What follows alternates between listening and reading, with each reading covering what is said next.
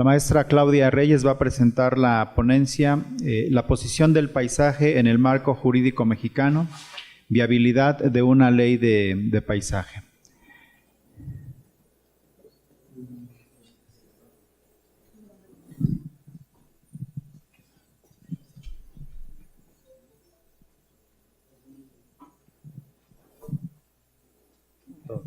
Gracias. Mis PPTs. Primero en la carpeta mis PPTs.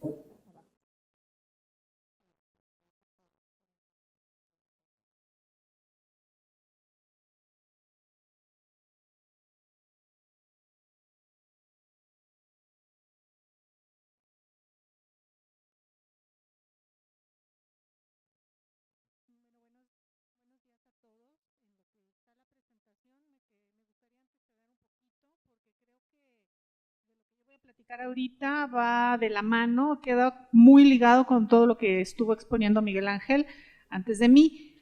A diferencia de Miguel Ángel, y que yo creo que va a ser de lo más interesante, yo soy arquitecta paisajista y mis maestrías y doctorados son en urbanismo. Sin embargo, yo llevo trabajando en materia de legislación, pues desde hace prácticamente, legislación en materia de paisaje, pues desde los 90 en la Asamblea de Representantes, participando en la primera ley ambiental del Distrito Federal y en la ley de desarrollo urbano también del Distrito Federal. Ya entonces estaba yo pugnando porque el paisaje tenía que estar en la ley ambiental y en la ley de desarrollo urbano. Yo era recién egresada de la licenciatura, no me hacían mucho caso, yo era asesora en la Comisión de Población y Desarrollo, yo decía el paisaje tiene que estar ahí. Tiene que estar en lo urbano, tiene que estar en lo ambiental, tiene que estar en los programas de desarrollo urbano. Ok, gracias. No me hacían mucho caso en ese momento. Pero bueno, estamos hablando de la ley de las leyes del 96, ¿no? O sea, son ya bastantes años de estar tratando de que el paisaje forme parte de nuestros marcos jurídicos. Yo desde mucho he pensado que siempre tenía que haber formado parte. Y en la universidad, en la UNAM, en arquitectura, dando clases de legislación en materia de paisaje, imagen urbana, ambiental y urbanismo, siempre hablando de marcos jurídicos, pues 22 años ya también. Entonces, pues me ha tocado seguir el camino del paisaje a lo largo de todo este tiempo en nuestros marcos jurídicos.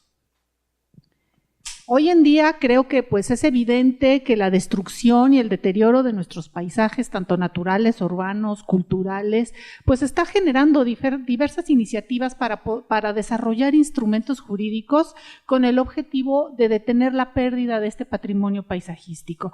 Esto es algo que para todos es evidente y de ahí creo que es de donde nace esta preocupación y este tipo de eventos en los que estamos hoy en día. Para todos que estamos interesados en esto es una preocupación.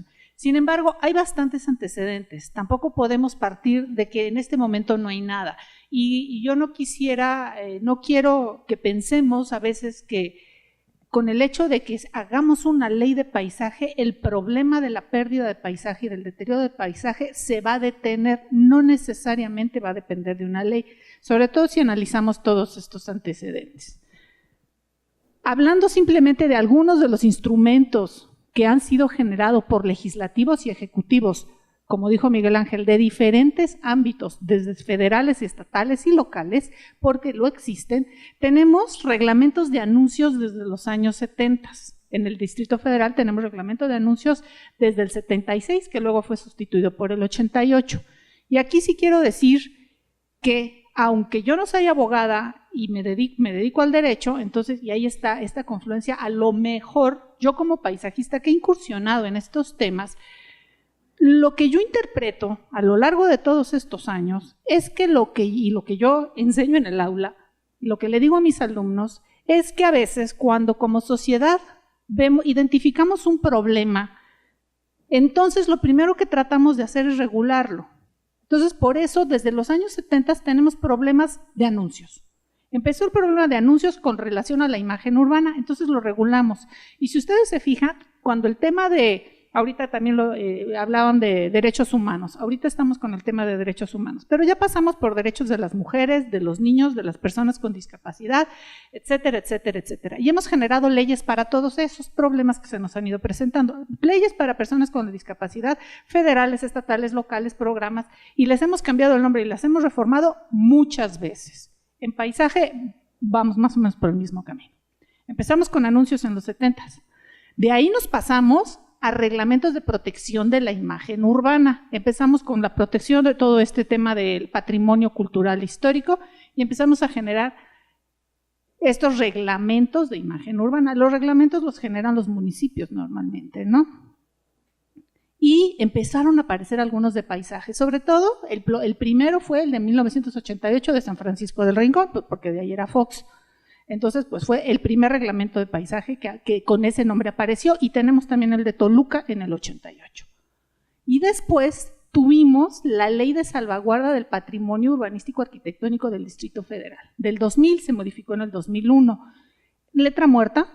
Yo participé en ese de forma lateral, sí estuve en la Asamblea de Representantes elaborando esa ley de salvaguarda del patrimonio, muy interesante. Muy bonita ley, podemos decir, pero era más de corte programático. Quienes lo hicieron, quienes participaron, no sabían que las leyes para empezar necesitan reglamentos para aplicarse y se necesita definir una autoridad, un sector, un segmento, quién la va a aplicar, cuándo la va a aplicar, cómo la va a aplicar. Si nosotros leemos la ley, ahorita adelante vamos a ver algunos de los temas, nos vamos a dar cuenta de esos contenidos, por dónde va, porque las leyes también tienen su propia estructura y en la ley podemos ir leyendo entre líneas cuáles son las intenciones de lo que se quería lograr. Después tenemos el Reglamento de Ordenamiento del Paisaje del 2005. Cuando yo me enteré en el 2005 que habían hecho un reglamento de ordenamiento del paisaje, bueno, yo dije, qué maravilla, por fin tenemos algo, ahora sí vamos a lograrlo. Ahora sí se está tomando en cuenta esto. Tenemos también bastante sobre zonificación de publicidad exterior delegacional en el Distrito Federal. Tenemos reglamento de mobiliario urbano para el Distrito Federal, un manual específico de operación de la Comisión Mixta de Mobiliario para el Distrito Federal y una ley de publicidad exterior del 2010. Pongo esto simplemente para que se vea que tenemos mucha regulación específica en temas que son delicados. La materia de anuncios, publicidad exterior, mobiliario, tiene relación directa con acciones y actividades que se han desarrollado en la ciudad y que se ha requerido regular, y por eso se ha trabajado sobre ellas. Y por eso yo quiero lanzar estas preguntas. Primero que nada, si ya hemos trabajado al respecto, y tenemos ya varios instrumentos que se han ido generando a lo largo de más de 20 años, ¿por qué no han funcionado estos instrumentos jurídicos? ¿Cuáles sí han funcionado? ¿Cuáles no han funcionado? ¿Por qué? ¿Por qué han servido? ¿Por qué no? ¿Quién, cómo, cuándo aplica los instrumentos jurídicos? ¿A qué responden estos instrumentos? ¿Cuánto nos cuesta hacer nuevos instrumentos como sociedad? No es gratis. No es nada más el que va a elaborar al consultor al que se le va a pagar para que haga el instrumento o al grupo de profesionales que lo vayan a hacer. Socialmente tenemos costos muy altos cada vez que generamos instrumentos. ¿Necesitamos más instrumentos jurídicos? Tenemos muchísimos ordenamientos jurídicos, muchísimas leyes y reglamentos federales, estatales, locales. Tenemos un edificio construido muy grande en materia jurídica. Pero si pasa esto y no funcionan estos instrumentos que estamos generando de forma sectorial, individual, para resolver un problema específico, entonces, ¿qué hacemos para proteger el paisaje? Evidentemente tenemos que hacer algo, pero aquí se trata de discutir cuál va a ser el mejor camino de acuerdo a nuestra realidad, de acuerdo a nuestra circunstancia, para que sea verdaderamente efectivo. Algunos de estos análisis de estas leyes y de estos instrumentos, sí, ni modo. Si queremos hablar sobre leyes tenemos que profundizar un poquito, aunque sea un poquito aburrido también para nosotros, sea un poquito denso. Aquí, por ejemplo, tenemos algunos elementos de la Ley de Salvaguarda del Patrimonio Urbanístico Arquitectónico del Distrito Federal. Y si nada más leemos brevemente, por ejemplo, Nada más palabras clave. La salvaguarda del patrimonio urbanístico arquitectónico corresponde a las autoridades, instituciones públicas y privadas y en general a todos los mexicanos, extranjeros, bla, bla, bla, del territorio igual, según los siguientes principios: revitalizar su patrimonio, conservar y acrecentar, rescatar la importancia, promover las condiciones, fomentar la conservación. Con leer las primeras palabras de cada una de las fracciones nos damos cuenta el sentido de la ley, programático completamente, ¿sí? Era algo que programa buenas intenciones para que haga alguien, que más adelante no se dice ni quién las va a hacer, ni con qué las va a hacer, y qué personal va a aplicar todos estos instrumentos. Y vienen, por ejemplo, también como en toda ley, en los primeros artículos, las definiciones. Aquí solamente puse dos: armonía e imagen urbana. ¿Qué significa armonía para esta ley? Disposición ordenada, agradable o congruente de los elementos o partes de una obra artística. Imagen urbana: la impresión sensorial que producen las características físico-arquitectónicas, urbanísticas del medio natural y de los habitantes de un asentamiento humano o una parte de él. Es muy difuso. ¿Cómo regulamos esto? De las características fundamentales de los cuerpos jurídicos es que tienen que ser claros. Un objetivo del marco jurídico es dar certezas a quien tiene que aplicarlo. ¿Cómo?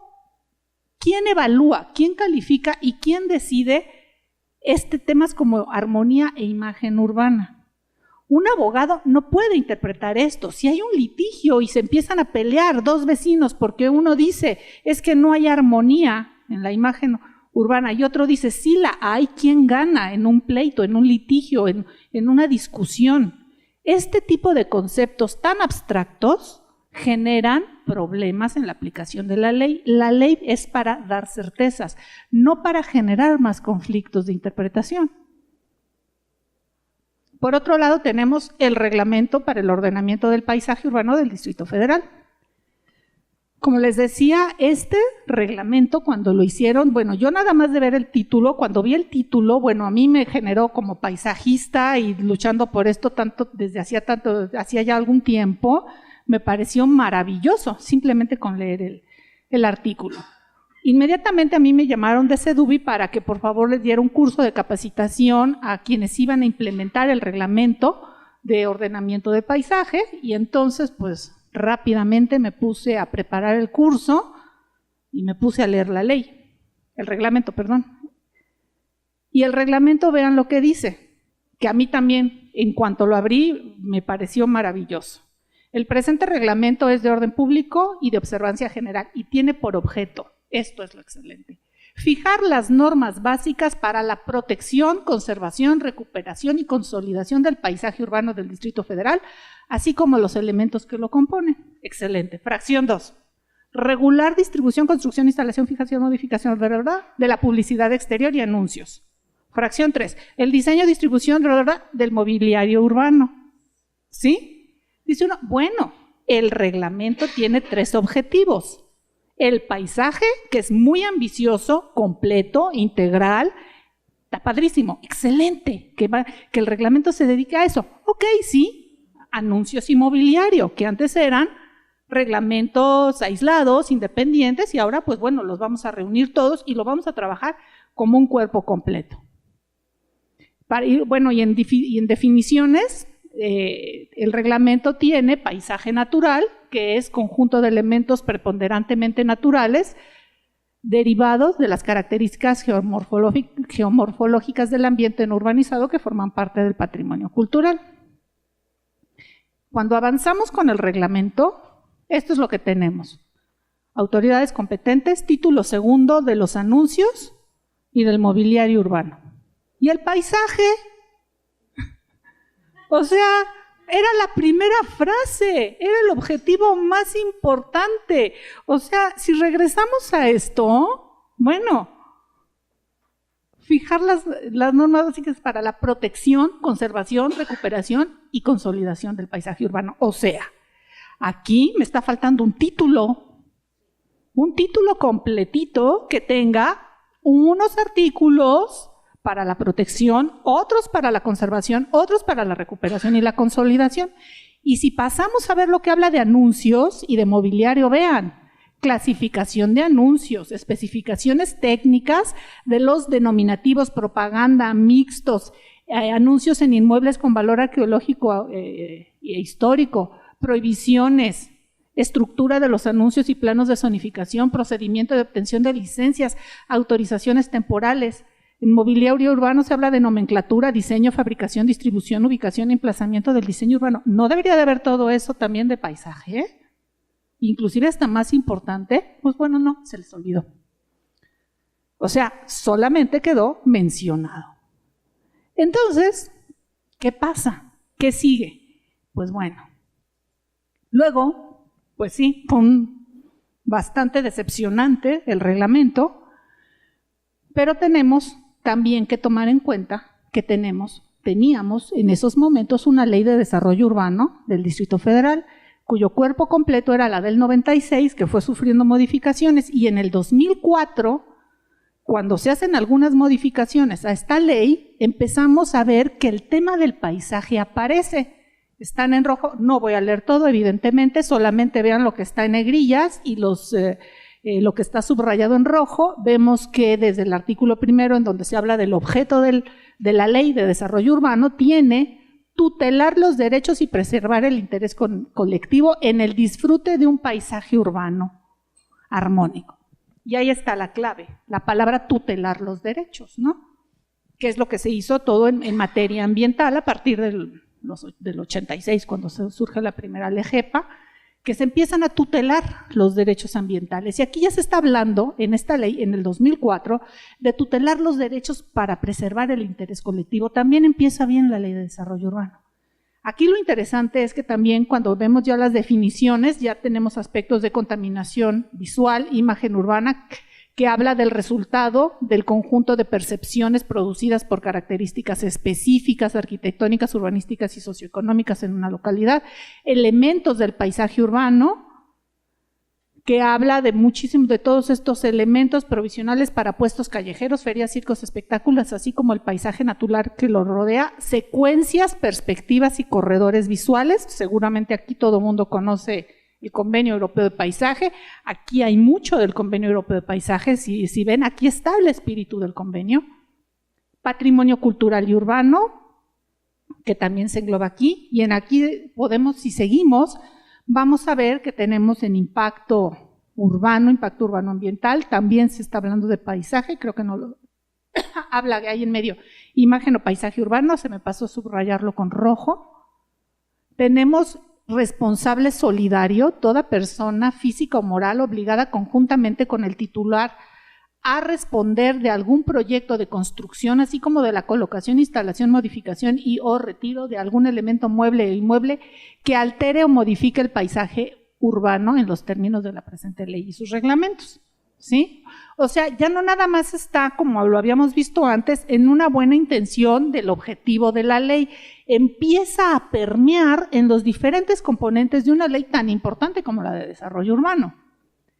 Y luego vean, en el artículo 11 tenemos atribuciones de la Secretaría. Además de las que le confiere la ley orgánica, tenemos elaborar los lineamientos, políticas y normas para la protección, conservación y la consolidación de la imagen urbana y del paisaje urbano, del mobiliario, patrimonio cultural urbano y para anuncios y publicidad exterior, así como elaborar los lineamientos y políticas para la protección, conservación y consolidación del paisaje, de la imagen urbana y del patrimonio cultural. Es decir, la ley le está otorgando las siguientes atribuciones a la SEDUBI, a la Secretaría de Desarrollo Urbano y Vivienda. Esto quiere decir que es mucho más rica y está muchísimo mejor estructurado esto que el reglamento que acabábamos de ver, que no eran más que buenas intenciones y algo más bien programático, urbano, arquitectónico, artístico. También tenemos en el artículo 12 las atribuciones de los jefes delegacionales, y aquí vienen en materia de paisaje, por ejemplo, ya que los programas delegacionales también van a tener las ordenaciones, criterios, instrumentos y lineamientos y políticas con relación al uso del espacio público, la imagen y el paisaje. Y luego vean, tenemos un título cuarto que habla del ordenamiento territorial y habla de imagen urbana, de imagen y paisaje urbano. Cuando en el capítulo segundo de las reservas territoriales para el desarrollo urbano también tenemos que en materia de imagen urbana, integración al contexto y paisaje urbano. Entonces, vean, inclusive cuando tenemos en el capítulo 3, tenemos el espacio aéreo de la vía pública y la infraestructura urbana, también se está hablando de, por ejemplo, en el artículo 41E, las leyes y la ley y sus reglamentos determinarán los requisitos que se deberá observar el proyecto y la ejecución mantenimiento de las estaciones repetidoras de telefonía celular, así como su comportamiento estructural, considerado siempre el impacto negativo que su instalación pueda provocar en el paisaje e imagen urbana. Es justamente de lo que estaba hablando Miguel Ángel Cancino hace un rato, ¿no? O sea, tenemos que ver la integración en todos los instrumentos jurídicos y cómo, por ejemplo, aquí se está hablando de antenas, pero se está hablando del impacto negativo que pudieran tener las antenas en la imagen urbana o en el paisaje. Y así podemos ver cuando hablamos de patrimonio cultural, control del desarrollo urbano y ordenamiento territorial, y luego todo el paisaje va permeando. Inclusive es tan interesante esto que se hace una adición y tenemos un capítulo octavo que habla del paisaje urbano. Y aquí se dice que en el paisaje urbano, vean cómo tenemos el artículo del 61A en adelante, tenemos hasta el 61Y. Eso quiere decir pues que el tema fue importante, también yo así lo explico, ¿no? También cuando un tema empieza a ser importante en nuestro ámbito y lo empezamos a incluir en nuestros instrumentos jurídicos, aparece como algo mencionado, y cuando se vuelven se siguen haciendo las modificaciones a las leyes, el tema empieza a crecer, y como el cuerpo jurídico, el cuerpo del instrumento tiene que ser siempre el mismo, con la misma numeración, por ejemplo tenemos pues desde un artículo 61A hasta un artículo 61Y, porque es el tema del paisaje creció en el cuerpo jurídico, se consolidó tanto que aquí mismo este artículo nos dice: la presente ley, su reglamento y el reglamento para el ordenamiento del paisaje urbano contendrán las disposiciones relativas a la protección y restauración de la imagen urbana, así como las medidas de seguridad y sanciones en caso de violación de normatividad en materia. Es decir, y por eso lo puse después, el reglamento de ordenamiento de paisaje del 2005 se desprende de la ley. Ese reglamento se hizo para poder aplicar la ley de desarrollo urbano en materia de paisaje. O sea, hasta ese momento llevaba cierto orden y estructura la inclusión del paisaje en nuestro marco jurídico. Pues bueno, fue el decreto que se hizo en 2004, que es lo que busca es reformar y adicionar las diversas disposiciones de la Ley de Desarrollo Urbano y los ordenamientos relativos al paisaje urbano del Distrito Federal. Hasta ahí todo iba muy bien, se genera este otro reglamento, el reglamento de ordenamiento de paisaje. Sin embargo, entonces, ¿qué fue lo que pasó? ¿Por qué seguimos con los problemas de paisaje que tenemos hasta la fecha? ¿Qué pasó con todos estos instrumentos jurídicos? Pues bueno, si vemos también, como les decía, ¿qué pasa en materia de paisaje en la ciudad? ¿Cuáles son los temas que son interesantes, importantes, relevantes, sobre los cuales se está poniendo en el renglón? Pues tenemos otra vez una ley de publicidad exterior, o sea, este reglamento de ordenamiento de paisaje fue, como ya vimos, era pobre, no tenía nada, todo su cuerpo estaba nada más enfocado a anuncios y a mobiliario. No se rescató de la Ley de Desarrollo Urbano del 2004 en materia ya de implementación y aplicación de la ley, nada referente al paisaje. ¿Qué fue lo que pasó? Pues se fue diluyendo en el tiempo y se volvió a perder. Se deroga ese reglamento, vuelve a cambiar la Ley de Desarrollo Urbano, se pierde el tema del paisaje y lo que nos preocupa en este momento es la publicidad exterior. Empezamos con los nodos publicitarios, ¿sí? Como estas imágenes, tenemos muchos proyectos, se están aprobando de forma permanente. Ahorita hay cerca de 54 nodos publicitarios aplicados. Ahorita estamos con el tema de los hologramas. ¿Qué se va a hacer en materia de hologramas? Ya hay muchísimas propuestas de personas que quieren instalar hologramas, publicidad a través de hologramas.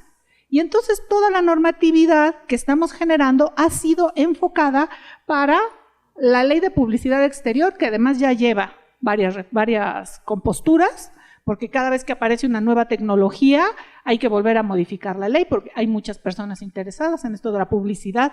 Las vallas publicitarias, que también todos conocemos que ahora le ponen a todas las obras que están en construcción, en vallas publicitarias. A partir de esa propuesta, pues también se volvió a modificar el marco jurídico.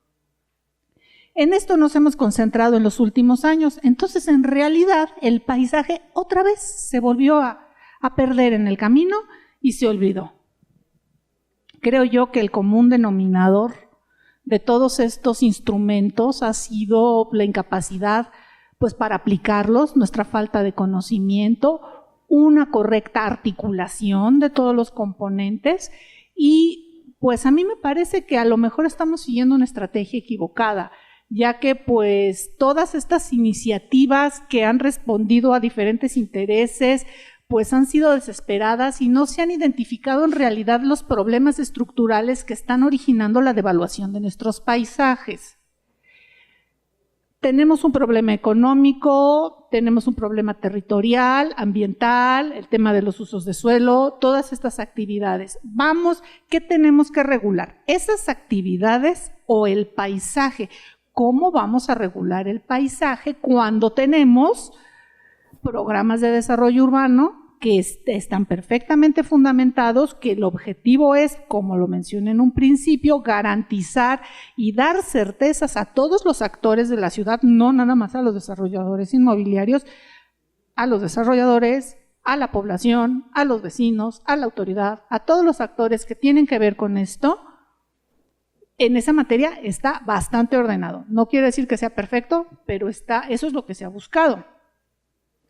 Entonces yo lo que quisiera casi terminar diciendo, pues es que la simple generación de leyes no va a resolver los problemas que originalmente motivaron la creación del instrumento. Muchas veces yo creo que son clavos ardiendo, y así como cuando empezamos a darnos cuenta que las personas mayores de la tercera edad sufrían graves problemas, generamos una ley para la protección de las personas mayores. Ahora tenemos problemas con la infancia, hacemos la ley de protección de la infancia. Nuestro problema es más de raíz, es más estructural, y no con generar leyes específicas, temáticas, enfocadas a un aspecto en particular, el problema se va a resolver. Probablemente nuestra conciencia esté más tranquila si participamos en su elaboración, pero yo no creo, después de todo este camino recorrido, que eso lo vaya a resolver. Yo creo que el problema es más complejo, es más de fondo, que hoy estamos en esto de la complejidad, y que con esto de la complejidad tenemos que empezar a identificar estrategias efectivas de acción para que verdaderamente podamos empezar a resolver los problemas de origen, empezar a actuar en las causas, no en las consecuencias. El paisaje es una consecuencia de las actividades económicas y sociales.